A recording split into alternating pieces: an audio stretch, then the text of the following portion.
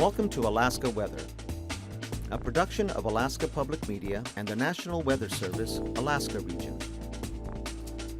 Produced and broadcast daily from the studios of KAKM, Alaska Weather provides complete forecasts, public, marine, and aviation for all of Alaska. Alaska Weather is made possible by the following sponsors.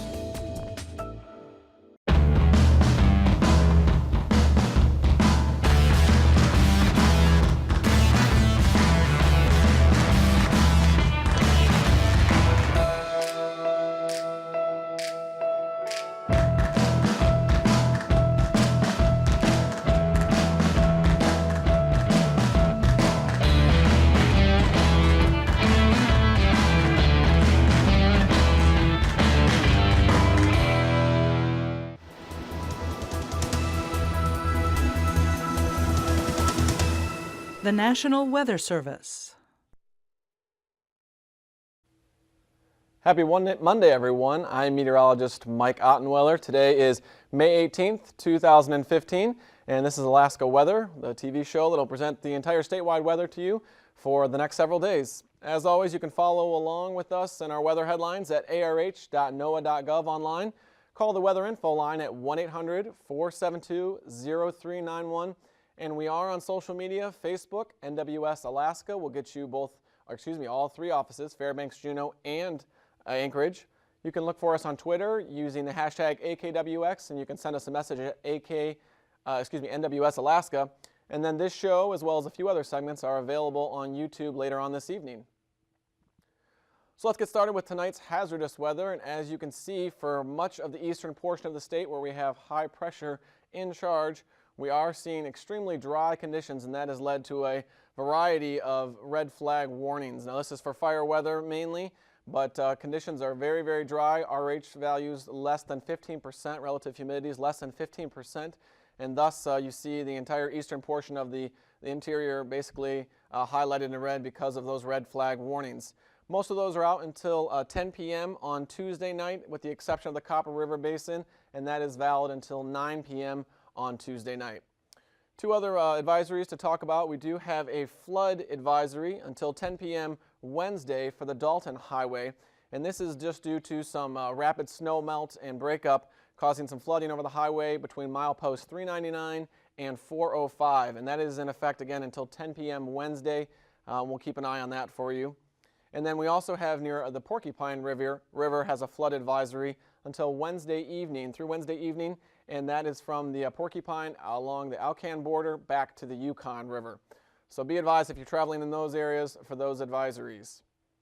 As we look at our breakup map, you can see as of 4 p.m. this afternoon, most of the waterways continue to show more and more breakup and less ice. We mentioned the Porcupine River up there, starting to see pretty warm temperatures in that region, as we'll get to in just a moment here, up into the upper 70s and even 80 degrees. And so with that, we are starting to see those rivers open up rather quickly. We don't have any flood watches or warnings, and those two advisories that we talked about are the only river products that we have out at this time. So taking a look at the satellite loop now, you can see here our area of low pressure that continues to spin just south of the Aleutian chain, and that is working slowly to the northeast, but is running into that ridge of high pressure that is off a little bit further to the Gulf of Alaska. And with that, it's just making very slow progress and mainly impacting the Aleutians up towards the Pribilofs as moisture continues to stream up from the North Pacific into the western half of the state. We do have one other small feature to note down here, is just a weak typhoon. It's pretty early in the season to see typhoons already, but that gives evidence of how warm some of the Pacific waters are already, that it's May and we already have some active typhoons. Very small system, don't expect it to be an impact for several days, maybe as much as a week to 2 weeks, but eventually it'll get caught up in the storm highway, as Dave likes to say, and we'll see that move into our area later on in the next two or 3 weeks. As we get a little bit closer to South Central, our visible imagery is finally available now that we have enough daylight, and with that you can see our high pressure mainly in charge here over the Gulf. All this cloud that you see is just a marine stratus layer filling in the inner waterways of the Dixon Entrance and southeast Alaska. And otherwise we have clear skies over much of south central Alaska, extending all the way up through the interior. Over here we do have a weak feature. It's called a thermal low, and it's just starting to create some convection in the form of cumulus clouds along the mountains there, the higher elevations, just to the east of the Alcan border. We'll be watching this over the next couple days for a little bit more development and the possibility for some thunderstorms to fire off into Canada and possibly into the eastern portion of the state. Now as we look back towards the west, you can see our system that we mentioned earlier is slowly building its way towards the north and east, and with that we'll spread this occluded boundary into central Aleutians and stretching as far east as Unalaska. With that we expect some rain to move into these areas here. More warm air continues to stream up, so this will all be rain. We're just about done talking about snow for those areas for the season. And then as you look towards southwest Alaska, this plume of moisture continues to ride up this ridge here, and with that we just have continued rain. Nothing terribly heavy, but the longevity of this, it's been happening now for days upon days, and so that is going to continue for the next several days, that plume of moisture, as this ridge just redirects all of that North Pacific air straight up into the western half of the state. So today's weather map, as you can see, there is that plume of moisture and those light rain showers as we talked about. Becoming a little bit more showery as you get farther away from the moisture source down here in the North Pacific, but nonetheless it is continuing all the way up into the northwest portion of the state near Cape Lisburne there. We do have some fog reported along the western coast as well. Then our high pressure at 1025 is in charge for much of the Gulf of Alaska, keeping winds pretty light even for this type of a system. We usually have some gusty southeasterly winds, but this system is in charge and is keeping winds calm for most of the bays and passes. And then our next system that we saw there on the visible loop, 980 millibars, bringing some light rain again for the central Aleutians and spreading towards Dutch Harbor later on this evening. As we take a look over at southeast Alaska, again, just that marine fog is really the only impact. Those showers and a little bit more convection. There are some thunderstorms well off to the east of this map, but those should stay off to the east of Alaska and mainly impact just Canada. As we look at tonight's forecast, we're not expecting things to change a lot for the next several days. High pressure at 1,025 millibars remains in charge here for tonight. And we could start to see a little bit of that marine stratus and maybe even marine fog spread in a little bit farther as this high pressure does build tonight. Not looking for things to develop in the Cook Inlet region, but for the inner passageways and into White and Chilkoot passes, we could see some of that lower stratus mix in and cause a little bit of reduced visibility. Precipitation will continue in the form of rain for southwest Alaska from Kodiak Island all the way up to Bethel. We do expect pretty steady stratiform rain tonight. And as we look back towards the west, there is our next system starting to work in and just bringing some light rain to the central Aleutians once again. There's that thermal low that we talked about, and that is starting to spread those showers, just drifting off to the west, closer to the Alcan border as we go into the overnight hours. Not expecting a whole lot of impact from that, but it could help to increase some of that runoff that we saw in the Porcupine River there. Could help to if the showers make it that far east, or excuse me, that far west. And then just a weak system off here near the Kamchatka Peninsula at 1,005 millibars. That will not be an impact to our area. Looking into Tuesday's forecast now, we see that high at 1027 and remaining in control of the Gulf of Alaska.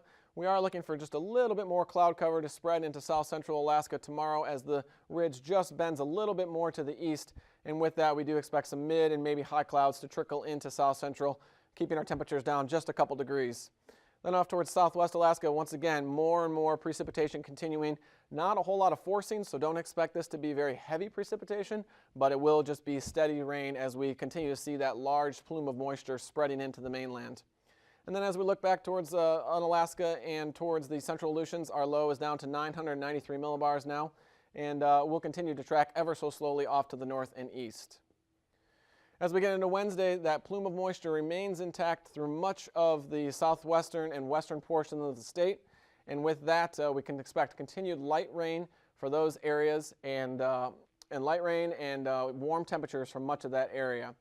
As we look towards the Gulf of Alaska, our high is still in there at 1,025 millibars, and that will remain in control for the next several days.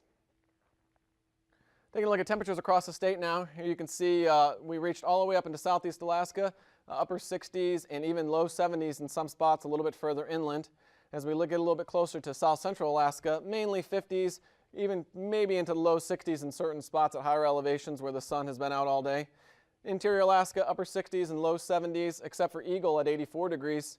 And then as we look towards the interior, again, very warm conditions, 76 at Fairbanks, and increasing as you get even to the Brooks Range, 72 and 68 degrees near the Brooks. Not until you get to the Arctic coast do you see temperatures drop down to the 40s for the afternoon high, and then 34 degrees out on the Seward Peninsula. As we look off towards the southwest Alaska, you can see temperatures running about 48 degrees for much of southwest Alaska, with 53 degrees there at King Salmon. And then as you stretch out towards the Aleutian Peninsula, you see temperatures starting to calm down just a little bit, come down from those 50s down into the upper 40s and eventually the 30s. Now as we take a look at tonight's low temperatures, we can expect temperatures in the mid to upper 40s for much of southeast Alaska, maybe in some 50s as you get a little bit further inland towards the southern tip there. As we get looking at south central Alaska, temperatures will be again primarily in the low 40s. East side of Anchorage could see temperatures just a little bit cooler with these cloud-free nights. As you get up towards the Alaska Range, mid 30s, and north of the Alaska Range in the Tanana Valley, expect mid to upper 40s. Looking off towards southwest Alaska, we do see temperatures in the low to mid 40s, and then low 40s for much of the Aleutian chain. And then north of the Brooks Range, again, mid to low 40s. As we get just north of the chain, we start to see low 30s along the Arctic coast, but only a few spots expected to be below freezing this evening. Taking a look at tomorrow's high temperatures, again, mid to upper 60s for much of southeast Alaska, with that warm air still continuing to be pumped up from the Gulf of Alaska and underneath that high pressure system. Could see a little bit cooler temperatures right along the coastline there with that marine stratus. Towards south central, we do have highs in the mid 60s once again. In the interior, looking for low 70s to upper 70s along the Alcan border. And towards the northern portion of the state along the Brooks Range, anywhere from the upper 30s to the lower 50s. For the western half of the state, expect mainly upper 40s to low 50s, and for the southwest, looking for temperatures in the 50s for highs again on Tuesday. And then over the Aleutian chain, mainly upper 40s for highs out there. So let's take a look at our aviation weather now. We'll look at tomorrow's flying weather. Worst conditions are going to be under that marine stratus that's going to hug the Gulf Coast here. Some of it could creep to the inner passageways, but mainly MVFR conditions expected out over the open waters. And then where we see that heavier onshore flow that's where we're looking for those IFR conditions, especially if you get into the terrain. IFR conditions in that heavier band of moisture just offshore of the mainland. And then out towards the central Aleutians with that next approaching occluded boundary, we do expect some IFR there embedded within this broad area of MVFR. So taking a look at tomorrow's passes, we have Anaktuvik being VFR. Adigan will also be VFR. Lake Clark and Merrill will go from MVFR to VFR. Some of that moisture could just push in there early in the day. Expect that to be a pretty quick transition to visual flight rules.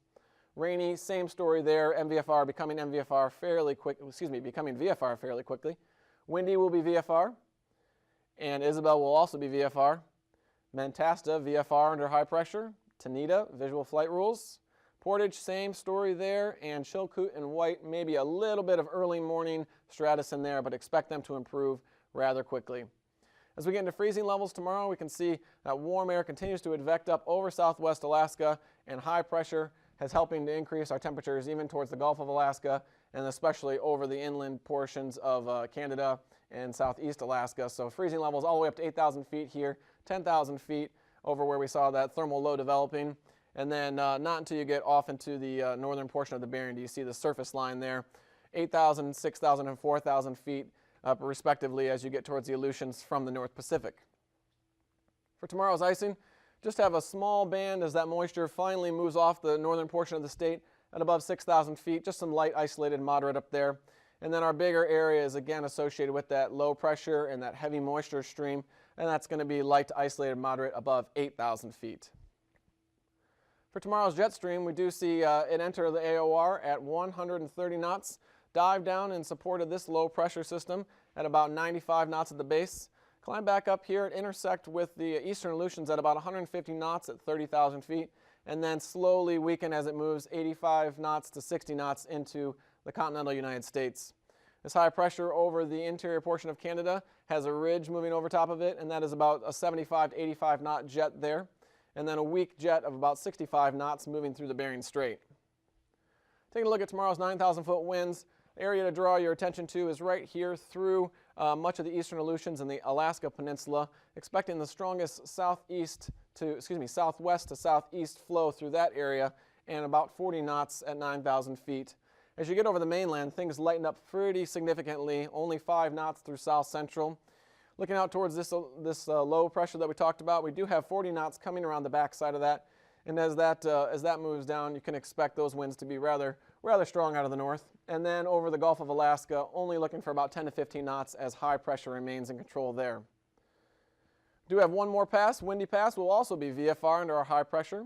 And for turbulence tomorrow, again, those strong winds interacting with terrain especially will cause some occasional widespread moderate right through the bays and passes there near Cold Bay and Sand Point, and just a little bit off of the capes, of the western capes of Bristol Bay. And then once again, just north of the Alaska Peninsula, the Seward Peninsula, you do have some occasional widespread moderate below 6,000 feet. Stay with us. We'll be right back with your marine forecast.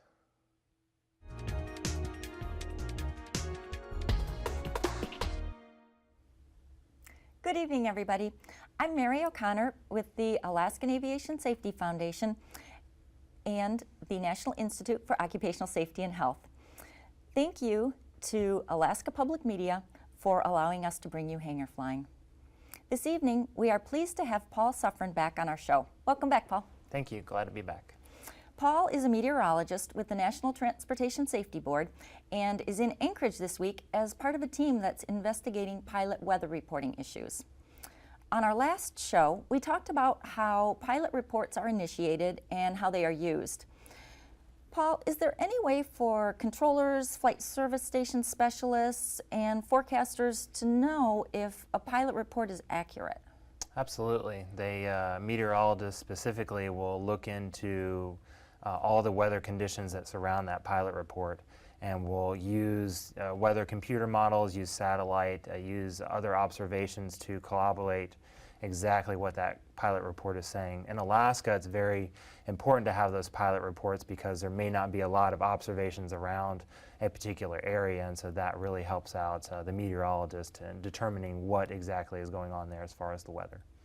That's a good point. We've got a lot of geography to cover, and there are not a lot of reporting stations, so any information that a pilot could give could be used as real-time weather information. Absolutely. Anything helps, and especially in Alaska.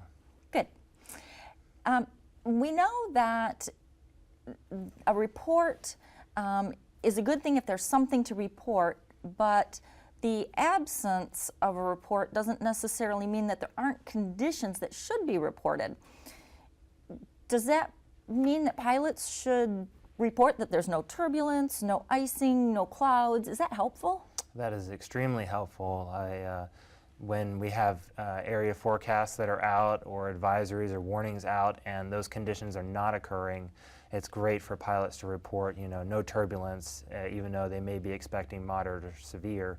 And then that way the National Weather Service can make those areas smaller if those conditions are not expected to persist. So it can really help the pilot and trail or other pilots know that, hey, it's actually safe to fly through here and that the weather conditions have moved on that cause those conditions. So pilots shouldn't feel foolish in reporting that there's no turbulence and no clouds. Absolutely. Any report is a good report, and those reports will make warnings and area advisories much smaller, so it's be safer for everyone. Great. The NTSB has issued recommendations to the National Weather Service to establish standardized guidance for weighting pilot reports. Can you tell us what that means? Absolutely. We, in one investigation about 2 years ago, we found out that 2 different weather forecasters were weighting a moderate pilot report or a severe icing report differently. A weather forecaster would say, if I'm going to issue a warning, I need 2 of these reports, and another forecaster would say, I just need 1 of these reports. And we believe that there should be some more standardized guidance for that. And for example, the Center Weather Service Unit in Anchorage has developed a flow chart to help out their weather forecasters to make sure that an advisory or warning is issued for pilots and to let air traffic control know those conditions. So they developed a tool that helps out meteorologists. And that's used just in the Alaska region? Yeah, right now that flow chart is just used in the Anchorage Center Weather Service Unit, but we've developed and believe that idea would be useful in other parts of the lower 48. So in this report, you're going to take that sort of information back and make recommendations based on things like that to improve the overall system? Absolutely, and one of the nice things about Alaska is there's a lot of proactive ideas and innovation going on, and we believe that a lot of that would be useful in the lower 48. I agree. Yeah. Another recommendation calls for the broadcast of center weather advisories across Flight Information Services broadcast. What does this mean? So the Flight Information Service broadcast is a way that pilots can get weather information and other tactical information up into their cockpit available to them. And a lot of weather reporting, such as METAR information or terminal aerodrome forecast, and AirMets and SIGMETs are all available on FISB, as it's called. But center weather service or center weather advisories are not available on FISB right now, even though center weather advisories carry the same weight as a SIGMET. They're a warning product issued by the National Weather Service for about a 2-hour period, and they typically discuss things as mountain wave conditions, moderate or greater turbulence, and they're over a much smaller geographical area than maybe a SIGMET or an AirMet may be available. So we believe that those should be also available on Flight Information Service broadcast. Well, it sounds like it would make the entire system a lot safer for everybody involved. Absolutely, we believe so.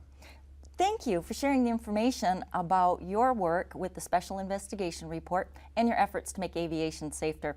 It's been very informative, and we hope that the audience has learned something about the internal workings of what goes on behind pilot reports and how they're used.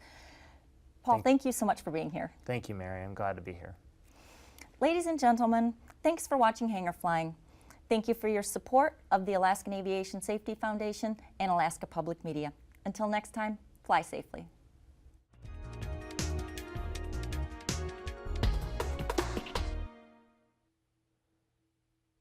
And welcome back to the show. Hope you enjoyed Hangar Flying. Let's get you into your marine forecast now for Tuesday over southeast Alaska. Mainly sea breezes and local diurnal flows are going to control much of the marine winds for the next couple days. You can see south winds increasing through the day to 15 knots for North Lynn Canal. As we get a little bit towards Clarence entrance, expect northwest winds at about 10 knots. And down towards Dixon entrance, northwest winds 15 knots.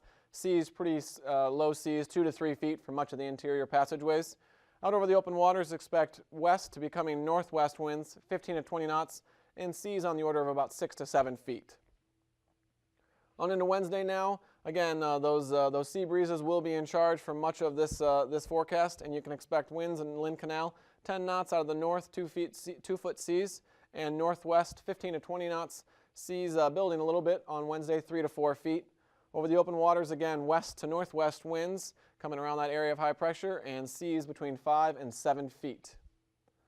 As we get towards south central Alaska, sea breezes are once again going to be the main player here. Expect southwest winds increasing for northern Cook Inlet to about 15 knots during the day on Tuesday. Variable winds for the Prince William Sound at 10 knots. And over the open waters, 15 to 20 knots, generally from either the southeast, becoming southwest as you get a little bit closer to Middleton Island. Over Shelikof Strait, expect southwest winds 15 knots and seas 3 feet. And then over the western Barren Islands, easterly winds 20 knots, seas 7 feet. And then again towards the Cook Inlet, expect southwest winds 15 knots and seas 3 feet.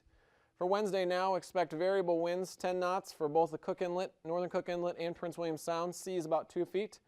Over the open waters, winds will be between 15 and 25 knots, generally out of the west for the northern portion of the Gulf, becoming southeast towards Kodiak Island. And then for the Cook Inlet, southern Cook Inlet down to Shelikof, east to northeast flow, strongest in the western portion of the Barren Islands with the heaviest seas at about 11 feet.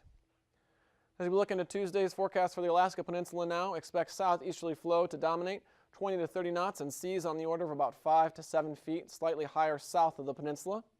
And on Wednesday, again, south to southeast flow, 25 to 30 knots, and seas 9 to 13 feet south of the chain with 5 to 7 feet north of the chain.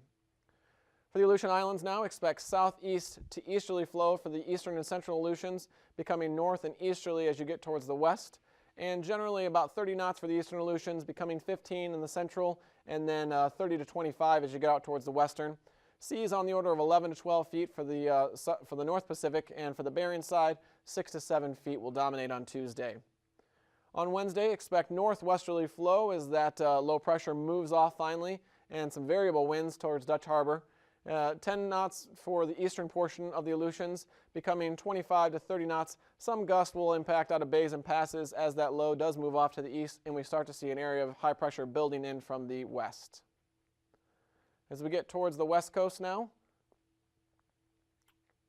we can see southeast to easterly winds, generally on the order of 15 to 25 knots, and seas are going to be fairly light along the ice edge or the dissipating ice edge, 2 to 4 feet, and 8 feet as you get a little bit closer to the Pribilof Islands. On Wednesday, southeast winds 20 to 30 knots along the coastline, becoming north and northwest as you get out a little bit farther away from shore there for St. Lawrence Island and down towards the Pribilofs, 20 to 15 knots, and seas again 8 to 7 feet a little bit further south and becoming just 3 to 5 feet as you get towards the northern portion of the waters there.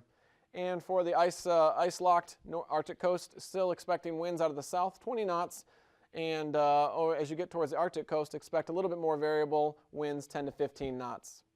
And on Wednesday, expect north winds north of Kaktovik, 15 knots, becoming mainly easterly, 15 to 25 knots, and then 30 knots here just north of the Seward Peninsula, and again, all ice for those areas for the foreseeable future. So taking a look at tonight's forecast once again, we have that area of high pressure at 1,025 millibars, allowing that moisture to continue to stream into southwest Alaska, bringing decent precipitation amounts, but nothing especially heavy at this time. And then our area of low pressure bringing precipitation in the form of rain to the central Aleutians. Our weak area of low pressure will start to slide to the west, and we'll have to watch that for convection for the next couple of days. And as we see that get into the forecast for Tuesday, we will expect a few more showers along the interior higher mountains. South Central will remain clear under high pressure, and the southwest will continue to see precipitation move up as that moist flow moves into the area. With Alaska statewide weather, I'm meteorologist Mike Ottenweiler. These forecasts are to be used for planning purposes only. Call 1-800-WX Brief for a formal pre-flight briefing. Always file a flight plan before you go flying. The U.S. Coast Guard Auxiliary urges you to leave a float plan with a friend or the harbor master before you go boating. Alaska Weather is made possible by the following sponsors.